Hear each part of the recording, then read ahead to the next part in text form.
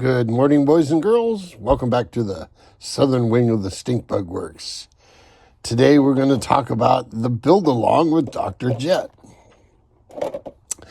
I'm trying to convince a number of you that you should get one of these hulls from Oliver at Hydro and Marine in Germany. Why should you do that?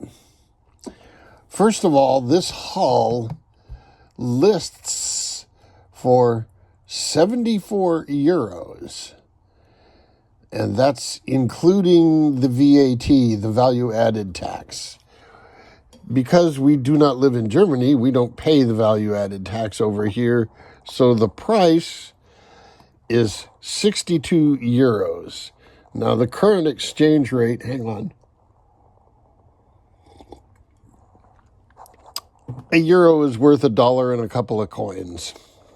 So if it's 62 euros, it's $65, $66, something like that. $65 for a nice little fiberglass hull? That's not a bad deal. It's the shipping. Well, you combine his little drive system and you can amortize shipping over more parts. And, depending on how many parts you order, your unit cost per shipping, it'll go down.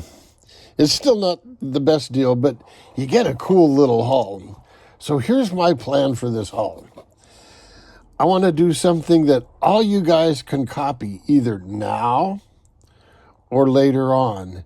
And so I want to do it as simple and as cheap and as easy as I can do it. And to that end, I found these minimalistic stainless steel motor mounts that will hold this end of the compact stuffing tube, and we'll epoxy that into the hull. We'll epoxy the through hull, and then that's about everything that gets epoxy.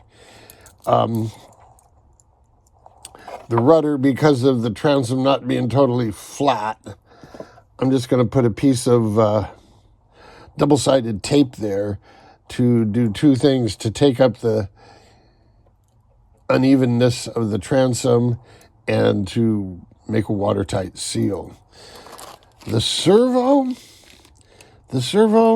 to keep things simple, I'm just going to glue it to the floor. There's a number of ways you can do that. You can put shrink tube around it. You can just say the hell with it and just glue it to the floor, because these servos are cheap. They're on the order of $5.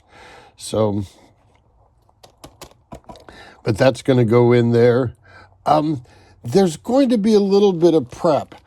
We're going to put conformal coating on the PC board here. Now, a lot of you may not have conformal coating, but you could get away in a pinch with clear nail polish. But don't tell anybody I said that. Conformal coating, it's worth buying. You can put it on speed control. If you're in the boating business, you're going to want conformal coating. The one other thing that's going to get epoxied, and probably the most important thing, is this hatch. Now, on all these boats, I don't care if it's from Oliver or if it's from MHZ or Ten Shock or any of those people, these hatches are going to move around. They're going to have one curve in them when they come out of the mold, and a couple of weeks later, they're going to be doing everything. So what we're going to do, we're going to take carbon tow, and we're going to first gently heat the part, bend it a little more than it needs to be bent, let it cool, and then epoxy on some carbon fiber toe along the edges. We'll do this edge, and then we'll do the whole thing there. And there'll be some corresponding cleanup on the hatch. You can see where the hatch comes up like this, and then the little tape recess comes up like that. We're going to take a sanding block and we're going to work on this little inner shelf to where we get a nice smooth fit with our hatch that has the carbon fiber toe on it. So there'll be a little bit of work in sealing it up. Mainly that's to seal the darn thing up. You want it sealing. See how it's a little bit like that? Again, we'll heat it up, bend it a little bit past where you're going to go, let it cool, put the toe on it, and away you go. Speed control, Velcro. Batteries, Velcro. Fill it with foam, and you're done.